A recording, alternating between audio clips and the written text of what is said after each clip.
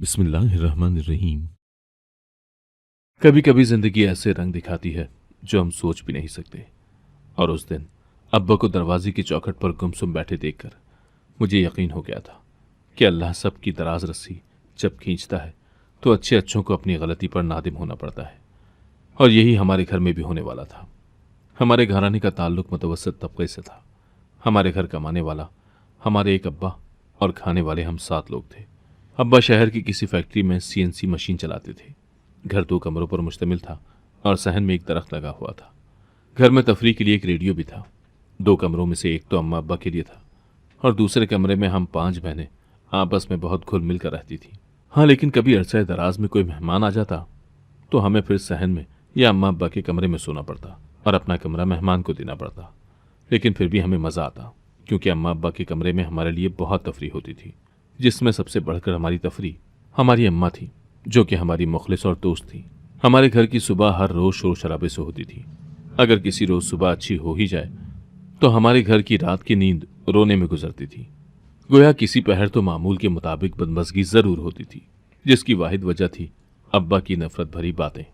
हमारे घर में बमुश्किल ही कोई आता था, और आता भी तो बस अब्बा के ख़ानदान से ही, क्योंकि ननियाल में ना नानी थी और ना नाना। अम्मा उनकी इकलौती बेटी थी। ददियाल में 3 चाचू थे। दीगर ख़ानदान इतना गैर मरई रहा कि हमारी अपनी ज़िंदगी में कभी उनसे कोई ख़ास मेल मिलाव नहीं रहा। हमारा घर एक मामूली सा घराना था, जहाँ कुछ ख़ास बात बताने को मौजूद नहीं थी सिवाय तशद्दुद के। वैसे तो ये रोज़ का ही मामूल था, लेकिन उस सवेरे अब्बा ने मुझे लात मार कर जगाया और नाश्ता बनाने को कहा। आज हमारी सुबह का आगाज़ ही बदमज़गी से हो चुका था। इसका मतलब ये था कि अब सारा दिन ही बेतरतीब रहेगा और कोई ढंग से काम नहीं हो पाएगा। मैं आंख मलती हुई उठी और मुंह धोने चली गई। मैं अपने वालिदैन की पहली औलाद थी। घर की बड़ी बेटी होने की वजह से मुझ पर घर की जिम्मेदारियां भी जल्दी आन पड़ी। इसीलिए आज अब्बा ने मुझे नाश्ता बनाने को कहा था। किचन में नाश्ता बनाते हुए मुझे अम्मा का ख्याल आया। मैंने चूल्हे पर चाय के लिए पानी चढ़ाया और अम्मा से उनकी तबीयत दरियाफ्त करने अब्बा अम्मा के कमरे में गई। यकीनन आज अम्मा की हिम्मत नहीं थी, तभी वो मुझे उठाने नहीं आई और मुझे सुबह सुबह अब्बा के मुंह लगना पड़ा। अम्मा पहले से ही काफ़ी कमज़ोर हो गई थी। मैं इतनी छोटी भी न थी और ये सब समझ सकती थी कि हमारे घर एक बार फिर से एक नन्हे मेहमान की आमद है। इसीलिए आजकल अब्बा अम्मा पर रहम खा रहे थे, और उन पर रहम का मतलब था कि हम पर बरसने वाले तंज के तीरों में इजाफा हो गया था। अब्बा हर मर्तबा अम्मा के हमला होने पर उन्हें कुछ आज़ादी देते थे कि शायद इस बार मुझे मेरा वारिस मिल जाए। लेकिन हम 5 बेटियां ही पैदा हुईं और अब्बा की नफरत का निशाना बनी। मुझे लगा कि अम्मा शायद तबीयत खराबी के बायस सो रही हैं, लेकिन अम्मा जाग चुकी थी। मैंने वापस किचन में आकर चाय में पत्ती और चीनी डाली और उनको एक गिलास पानी का दिया। मामूल के मुताबिक अलग सलग किया और वापस किचन में जाकर देखा तो चाय उबल रही थी। मैंने दूध डालकर चाय को हल्की आंच पर कर दिया और साथ ही पराठा तवे पर डाल दिया। पराठे के बाद एक अंडा हाफ फ्राई करके तैयार कर लिया। ये सब मैंने काफ़ी तेज़ी से करने की कोशिश की थी, लेकिन अब्बा के तानों की आवाज़ मुसलसल कानों में गूंज का एहसास दिला रही थी। गोया ये नाश्ता मैं पिछले 1-2 घंटे से बना रही हूँ। खैर, नाश्ता तैयार करके मैं अब्बा को दे आई, फिर कुछ दूर जाकर एक तरफ बैठ गई और ख्यालों में गुम हो गई। मुझे याद है, मैंने बहुत कम सनी में ही घर के कामकाज करने में अम्मा का हाथ बटाना शुरू कर दिया था। मेरे बाद मेरी 4 बहनें और भी थीं, जिनकी वजह से अम्मा की ज़िंदगी में काफ़ी बोझ पड़ चुका था। उन पर 6 लोगों की जिम्मेदारियों के साथ कामों का अंबार बढ़ता देखकर मैंने भी घर में तवज्जो देनी शुरू कर दी थी। मैं बर्तन धो देती, चाय नाश्ता बना देती और कभी कभी रोटी और खाना भी बना देती। मेरे स्कूल के पेपर देने के बाद रिजल्ट आने तक छुट्टियां थीं। इन फरागत की कुछ माह को मैंने ज़ाया करने के बजाय सिलाई कढ़ाई का काम सीख लिया। दिल लगाकर काम सीखने में मुझे 3 माह लगे और अब मैं कपड़े सिलाई करना जानती थी। जहाँ काम सीखा था वहीं से मुझे कुछ काम मिलने लगा था। कुछ मेरी आमदन का सिलसिला बंद गया और कुछ अम्मा ने जैसे तैसे पैसे जोड़कर मुझे एक सिलाई मशीन ले दी, जिसके बाद मैं घर पर वक्त मुयस्सर आते ही ये काम भी करने लगी। मोहल्ले के काफ़ी घरों से मुझे कपड़े सिलाई करने को मिलते लगे। घर में एक मखसूस आमदन मेरे इस सिलाई कढ़ाई के काम से आने लगी। इससे कबल सारा घर अब्बा के ही पैसों पर मुनहसर था, मगर अब रोज़मर्रा की अशिया और छोटी बहनों की ज़रूरियात मेरे पैसों से ही पूरी हो जाती थी। हमारे घर में सब मामला अच्छे से चल रहा था। मेरा रिजल्ट आया और मैंने अच्छे नंबरों से अपनी मैट्रिक पास कर ली। स्कूल में एक फेयरवेल में सब बच्चों को बुलाया गया। हमारा ये सरकारी स्कूल 10वीं जमात तक का ही था। उसके बाद हमें कॉलेज के लिए दाखिला लेना था। फेयरवेल में मुझे मेरी अपनी सबसे अच्छी दोस्त मलाइका मिली, जिसने मुझे कहा कि फ़लाँ गवर्नमेंट कॉलेज में दाखिला लेना, वहाँ की उस्तानियाँ अच्छी हैं और उस कॉलेज की तालीम का मयार अच्छा है। चूँकि मेरा रिज़ल्ट अच्छा आया था तो मेरा दाखिला वहाँ हो भी सकता था, और सबसे अहम वजह ये थी कि मलाइका ने भी उसी कॉलेज में दाखिला लेना था। मैं खुश थी कि अगर वहाँ दाखिला लेगी तो वो तो मेरे घर से भी दूर नहीं है और मैं भी वहाँ दाखिला ले लूँगी। इसी खुशी में दिन गुजर गया और पता ही नहीं चला। मैंने मलाइका से रुखसत ली और नम आंखों से उसे अलविदा किया। मुझे स्कूल से निकलते हुए यह महसूस हुआ था कि अब मैं यहाँ दोबारा कभी भी यूनिफॉर्म में नहीं आ सकूंगी। मैंने इस स्कूल में 4 बरस पढ़ा था और अब यहाँ से भी कूच करना पड़ा, और दोबारा ज़िंदगी में ऐसा कभी नहीं हो सकेगा कि मैं यहाँ एक दिन भी तालिब इल्म की हैसियत से कभी आऊँ और मामूल के मुताबिक अपनी क्लासेस लूँ।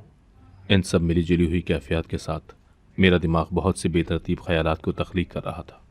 मैं इन सब बातों को सोचना नहीं चाहती थी, मगर मैं खुद पर काबू नहीं कर पा रही थी। ये सब कुछ खुद ब खुद हो रहा था। ऐसे ही गायब दिमाग के साथ मैं घर आ गई। फिर काम में मसरूफ़ होने से दिमाग ने इन ख्यालात से निजात पाई। हाँ, अलबत्ता अभी तक दिलो दिमाग में मुख्तलिफ कॉलेजेस पर हलचल मची हुई थी, कहाँ दाखिला लिया जाए और कहाँ ना लिया जाए। फिर मलाइका ही की बात पर अमल करते हुए मैंने उसके बताए हुए कॉलेज का इंतखाब किया। कुछ रोज़ बाद मैंने अपनी मैट्रिक की मार्कशीट ली और कॉलेज में दाखिले के लिए अब्बा के साथ हो ली। कॉलेज में एक नयापन था। अच्छे बागीचे, फूलों और फलों के पौधे और दरख्त काफ़ी तादाद में थे। इसके अलावा बड़े बड़े सनोबर के दरख्त अपनी घनी छाँव के साथ भले मालूम हो रहे थे। गर्मी से उन दरख्तों की आगोश में जाते ही दिल को भला सा एहसास होने लगता। कॉलेज का माहौल मेरे लिए बहुत नया सा था। मैंने दाखिले के लिए ज़रूरी फॉर्म को पुर किया और फीस बैंक में जमा करवाने अब्बा को भेज दिया। इस दौरान मैंने कॉलेज का एक मुख्तसर सा दौरा किया। कॉलेज में लाइब्रेरी पड़ी थी और कंप्यूटर लैब भी खासी फैली हुई थी। कुछ देर के बाद अब्बा आ गए और हमने घर की राह ली। मैं अपने घर के कामों में मसरूफ़ हो गई और कुछ देर बाद रेडियो पर मेरे पसंदीदा प्रोग्राम का वक्त हो चुका था। रेडियो लगाकर मैं कपड़े सिलाई करने बैठ गई। मोहल्ले की एक अर्जेंट सिलाई के लिए सूट आया हुआ था जो मुझे सुबह से पहले देना था। रेडियो पर मेरे पसंदीदा प्रोग्राम के ख़त्म होने से पहले मैं कपड़ों को कटाई और तरतीब दे चुकी थी। थोड़ी देर बाद रेडियो पर सुर्खियां सुनाई गईं। इस सारे दौर में मेरी छोटी बहनें आपस में एक दूसरे के हाथों पर मेहंदी की मशकें कर रही थीं। सबसे छोटी बहन दूसरी जमात में पढ़ती थी और मेरी बाद वाली सादिया 9वीं जमात में थी, जबकि बाकी दोनों बिलतरतीब चौथी और छठी जमात में थी, और ये सब उसी स्कूल में पढ़ती थी जहाँ से मैंने पढ़ा था। वो मेहंदी के नित नए डिज़ाइन बनाने में महारत रखती थी। उसने इतनी सी उम्र में काफ़ी अच्छे डिज़ाइन सीखे थे, जिसे वो अपनी छोटी बहनों हुमा, आलिया और हिना के हाथों पर मेहंदी की मशक कर करके ही सीखी थी। उसने बाकायदा इसकी कोई तरबियत नहीं ली थी। बस देखते देखते और मशक करते हुए उसके हाथ में सफाई आ चुकी थी। मेरे बाद सादिया ने भी घर के कामों को संजीदा लेना शुरू कर दिया था। अम्मी की बीमारी का इल्म और एहसास सादिया को भी था। शाम होती तो हम सब बहनें सहन में चारपाइयों पर बैठी होती। अब शाम की चाय सादिया बनाने लगी थी। हम सब चाय और रस्क से अपनी शाम को दिलचस्प बनाते। अम्मी को शाम में बाहर चारपाई डाल देते और वो भी बाहर की हवा लगवा लेती, वगरना सुबह से शाम तक वो अपने कमरे में ही कैद रहती। एक तो उनकी तबीयत नासाज, दूसरा हमल के आखिरी दिन थे तो वो एहतियात बरतती थी। इस सहन की महफिल में हमारी हर तरह की बातें होती, सारी दिन भर की। साथ ही मैं छोटी बहनों को स्कूल का काम करवाती और फिर हम रेडियो पर कुछ सुन लेते। अब्बा मगरिब के बाद ही घर आते। उनके आते ही हम सब अपने अपने काम के साथ मसरूफ़ हो जाते। अब्बा के आने से पहले घर का हर फर्द हंसमुख होता, मगर जब वो घर में दाखिल हो जाते तो सब दम साध कर बैठ जाते। उस रोज़ भी अब्बा आए तो मैंने अब्बा को चाय दी। हम अब्बा के आते ही काम में मसरूफ़ हो जाते और अम्मा वहीं बैठी रहती। अब्बा की दिन भर की मसरूफियत में अगर कोई अहम या दिलचस्प वाक़या होता तो चाय पीते हुए वो हम सबको सुनाते। आज भी रेडियो की आवाज़ कम करते हुए अब्बा ने बताया कि फैक्ट्री में आग भड़क उठी थी। इसी वजह से फैक्ट्री में काफ़ी देर तक काम रुका रहा और सब लोग उसी में उलझे रहे। उन्होंने बताया कि इलेक्ट्रिक रूम में शॉर्ट सर्किट होने की वजह से आग भड़की और सारी सीलिंग में आग फैल गई। अंदर मौजूद 6 लोगों को बहुत मुश्किल से निकाला गया। हम सब लोगों ने इस हादसे की रोदात को बहुत गौर से सुना। फिर रेडियो पर खबरें लग गईं और अब्बा मुल्क की सूरत हाल से आगाही लेते हुए लेट गए। अम्मा से 4-6 बातें की। अम्मा को तसल्ली दी कि इस बारी बेटा होगा।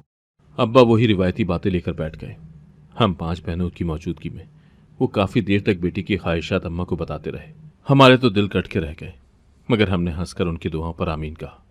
अब्बा मजीद बोलते गए कि एक बेटा हो जाए तो इन 5 की थकान मेरे सर से उतर जाएगी। वो हमें भी संभालेगा और इनका भी वाली वारिस होगा।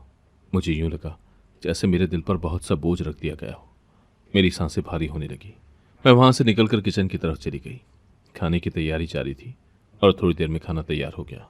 हम दोनों बहनों ने खाना लगाया और अब्बा के सामने सजा दिया। आज खाना सादिया ने बनाया था। अब्बा ने 2 लुक़्मे डाले और रोटी से बाल निकल आया।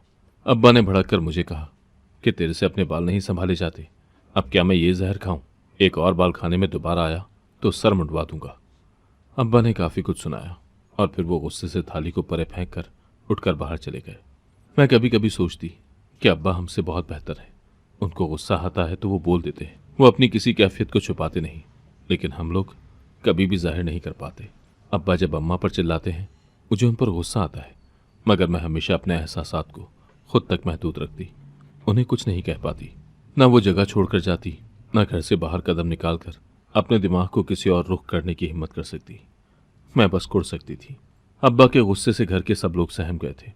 अम्मा ने मुझे और सादिया को अपने सीने से लगा लिया। हम सभी रोने लगे। मर्दानगी के इस एहसास ने हमारे औरतपन को जगाया था और हम एक दूसरे के कंधे से लगकर रोए। हमारे शब रोज़ मुश्किल तरीन गुजर रहे थे। मैं अम्मा से कहने लगी कि अम्मा, इस बार तुम इनको एक बेटा जन्म दो ताकि हमारी जिंदगियों से ये अजाब भी टल जाए। रोज़ रोज़ हम ये ताने सुनकर मरते हैं। इनका शौक सलामत रहे। हमारी उम्रों से ज़्यादा बोझ हमारे कंधों पर जो डाल दिया गया था, हम ना चाहते हुए भी कोल्हों के बैल की तरह एक ही गोल दायरे में चलने के पाबंद हो चुके थे और हमें इस बोझ की आदत होने लगी थी कि जैसे हमारे मुकद्दर में यही झिड़के हों। हम इसके खिलाफ ज़रा सी मुज़ाहमत करने के भी खुद को काबिल नहीं समझते थे। कुछ रोज़ गुजरे और मैं कॉलेज जाने लगी। कॉलेज के शुरू के दिन अच्छे गुजरने लगे। नई किताबें और पुराना बस्ता, नया यूनिफॉर्म और पुराने जूते लिए मैं कॉलेज गई। नई किताबों की भीनी भीनी खुशबू और नई यूनिफॉर्म की अलग से ही खुशी तन बदन पर सरायत कर रही थी। नए असातिज़ा और क्लासेस के लिए भी मैं पुरजोश थी। मैं अपने माहौल से बाहर आ रही थी और मुझे नई दुनिया का तजुर्बा हो रहा था। कॉलेज के दिन अच्छे गुजरने लगे। उस्तानियाँ पढ़ाती और तौर तरीका, अदब व आदाब भी समझाती। बहुत कुछ सीखने को मिलता, किताबी और गैर किताबी। हमें कॉलेज के नज़्म व ज़ब्त से आगाह किया जाता था।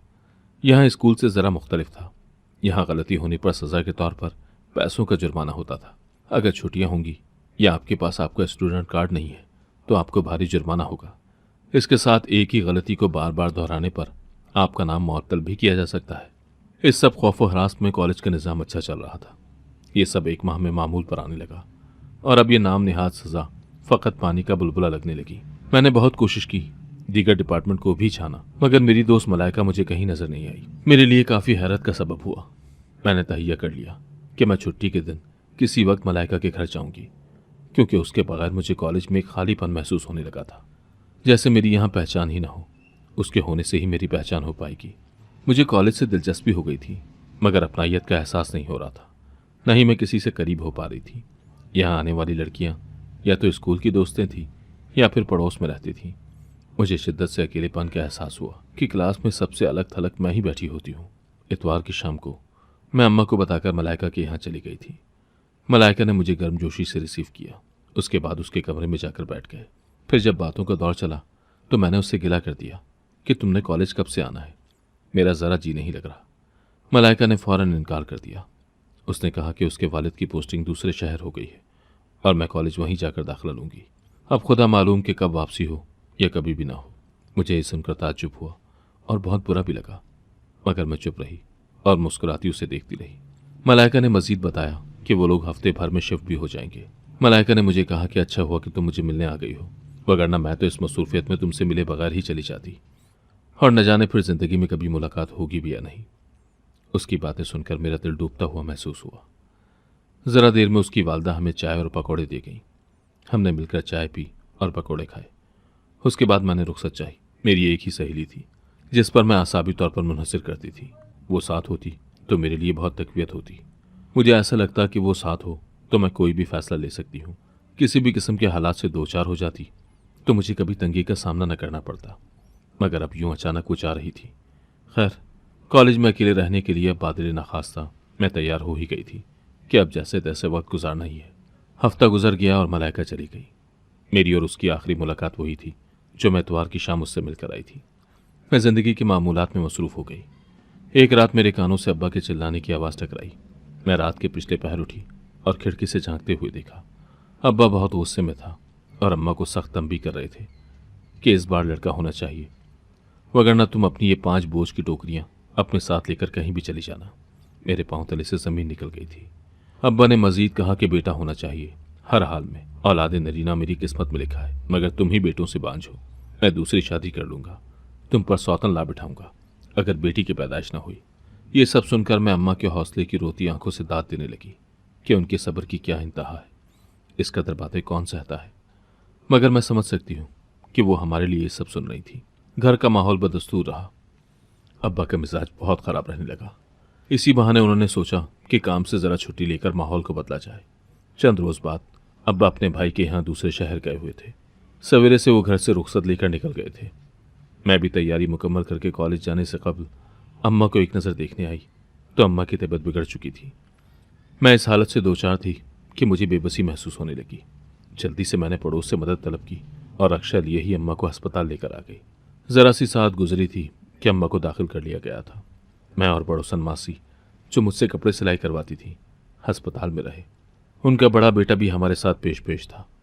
उनके बड़े बेटे का नाम रफ़ीक था। रफ़ीक भाई रिक्शा चलाते थे। उन्होंने हर मुश्किल में हमारा साथ दिया था। आज भी वो अपने काम को तर्क करके हमारे लिए यहाँ अस्पताल में खड़े थे। पहर गुजरा और नर्स ने आकर हमें तमाम तफसील के बारे में आगाह किया। फिर बाद में डॉक्टर से मुलाकात में उसने सब बातें और एहतियातें समझा दी, लेकिन किसी ने हमें ये ना बताया कि लड़का हुआ है या लड़की। और अम्मा बहुत रो रही थी। फिर उन्होंने सबको तंबी की कि मेरे शौहर को सब कहना कि लड़का पैदा हुआ था, मरा हुआ। उसके बाद हमने उसी वक्त देखते ही उसे दफना दिया। लेकिन ऐसा क्यों हुआ था मुझे मालूम न था, और ना अम्मा की ऐसी तबीयत थी कि उनसे कुछ पूछ पाती। अलबत्ता मैं उनकी बात मान गई थी। रफ़ीक भाई ने भी ऐसा ही किया और छोटी सी फर्जी खबर खोद कर बना दी ताकि इस बात को तकवीत मिल सके। 10 दिन बाद अब्बा वापस आए तो अम्मा ने तमाम किस्सा बयान किया। अब्बा बहुत रंजीदा हुए और कब्र पर जाने का कहा। रफ़ीक भाई उनको कब्र दिखाने ले गए। अब्बा वहाँ काफ़ी देर रोते रहे और अपनी किस्मत पर बयान करते रहे। उन्होंने जज्बात में आकर कब्र खोदने की कोशिश भी की, मगर रफ़ीक भाई ने बर वक्त उनको रोक दिया और कहा कि ये गलत है। अब्बा ने होश संभाला और घर वापस लौट आए। कई दिनों तक वो ऐसे ही गिरे आसाब से घर से काम और काम से घर आते जाते, कुछ ना बोलते ना ही कुछ कहते। अम्मा ने बच्चा रफ़ीक भाई के घर भिजवा दिया था, क्योंकि 2 कमरे के घर में एक जिंदा बच्चा छुपा कर रखना इंतहाई नामुमकिन था। वो दिन भर उसे अपने पास रखती और शाम को अब्बा के आने से कबल ही पड़ोस भिजवा देती। अम्मा बच्चे को लिए कमरे में बैठी रहती, उससे लाड करती, उसके सदके वाली जाती। वो हमें भी बच्चा न देखने देती। अम्मा की उस बच्चे से वालियाना मोहब्बत हम सबको हैरत में मुब्तला कर देती थी। ये बहुत अजीब मामला था। मुझे कभी कभी अम्मा की ज़हनी हालत पर शुबा होने लगता। यूँ मालूम होता कि अम्मा को कोई बहुत गहरा सदमा लगा है। इस बात को अब्बा ने भी महसूस किया था। अब्बा ने अम्मा से कुछ कहना छोड़ दिया था और शायद अपनी जिद से भी पीछे हट गए थे। अम्मा अब घंटों कमरे में बैठे एक तकिए को बच्चा समझकर उससे लाड जताने लगती, जैसे वो उनकी औलाद हो। हम सब अम्मा की हालत से परेशान थे, और ख़ास तौर पर मैं, जिसे समझ नहीं आ रहा था कि अम्मा अपने जिंदा बच्चे को क्यों छुपा कर रखना चाहती हैं। और फिर एक दिन ये राज खुल गया। उस दिन अम्मा बच्चे को घर ले आई थी, रोज़ की तरह। लेकिन आज गैर मामूली काम ये हुआ कि अब्बा सरे शाम ही घर आ गए। वो घर आए तो मैं बौखला गई और उन्हें फ़ौरन चाय बना दी ताकि वो कमरे में ना जाए, और अम्मा का दरवाज़ा बजाने लगी। लेकिन वो हालात से बेखबर बच्चे में गुम रही। गुस्से से मैंने खिड़की कूद कर कमरे में जाने का फैसला किया, और मैं जैसे ही कमरे में गई तो कमरा खाली देखकर हैरान रह गई। मुझे सख्त ताज्जुब हुआ, लेकिन अभी मैं कुछ समझ पाती कि अम्मा बच्चे को बाथरूम से लिए निकली। मुझे उन्हें देखकर इत्मीनान हुआ, लेकिन अम्मा मुझे देखकर दंग रह गई। इससे पहले कि वो कुछ कहती, मैंने उन्हें बताया कि अब्बा बाहर आ गए हैं। पहले तो वो परेशान हुई, फिर कुछ सोचकर कहा कि कमरे का दरवाज़ा खोलकर बाहर चली जाओ। अचानक ही उनके चेहरे पर इत्मीनान छा गया था। मैं हैरान रह गई और दरवाज़ा खोलकर बाहर चली गई। 5 मिनट बाद अब्बा कमरे में गए तो मैं भी तजस्सुस के बायस खिड़की से कमरे का मंजर देखने लगी, जहां अब्बा हैरत के आलम में खड़े थे। लेकिन इससे पहले कि वो कुछ कहते, अम्मा गोया हुई। वो कहने लगी, मैंने आज तक आपकी हर बात सुनी, क्योंकि मैं 5 बेटियों की माँ थी। हालांकि ये कोई गुनाह नहीं है, औलाद बाप के नसीब से होती है। औलाद बेटी हो तो उसे फेंक नहीं दिया जाता, लेकिन आपकी अंधी चाह में आपने मेरी और बच्चियों की ज़िंदगी तबाह की। इसकी सज़ा या आजमाइश के तौर पर अल्लाह ने आपको ये औलाद दी थी, जिसे ना आप बेटा शुमार कर सकेंगे ना ही बेटी। हैरान मत हो, ये इतने दिन से रफ़ीक के घर पर था, लेकिन अब मैंने इसकी रिहाइश का बंदोबस्त करवा लिया है रफ़ीक से, इसीलिए आपको ये सच्चाई बता रही हूँ। अब आप मुझे छोड़ें या मुझ पर सौतन लाए, मुझे फ़र्क नहीं पड़ेगा, लेकिन मैं अब अपनी किसी औलाद को अजियत से नहीं गुजरने दूंगी। इतना कहकर अम्मा चुप हो गई और अब्बा वहीं के वहीं बैठ गए। अब्बा का रवैया मेरे लिए ताज्जुब खेज था, लेकिन वो कुछ कहे बिना ही घर से निकल गए। अम्मा ने हम सबको जमा करके अपनी छठी औलाद की हकीकत बताई और कहा कि कल ये यहाँ से चला जाएगा क्योंकि तुम्हारा बाप इसे घर में कभी बर्दाश्त नहीं करेगा। शाम गुजरने तक अब्बा घर ना आए, लेकिन जब रात में आए तो उनके हाथ में कई थैलियां थीं। वो आकर सहन में बैठे और सबको बुलाया। फिर अब्बा ने सबको एक एक करके कपड़े देना शुरू किए और फिर मेरे हाथ में शॉपर दी कि खाना निकाल लाऊं। मैं अपनी ज़िंदगी में शायद पहली बार अब्बा का लाया हुआ बाहर का खाना खा रही थी। मैं हैरत के ज़ेर असर खाना लगाने लगी और फिर अब्बा ने कहा, मुझे माफ़ कर दो।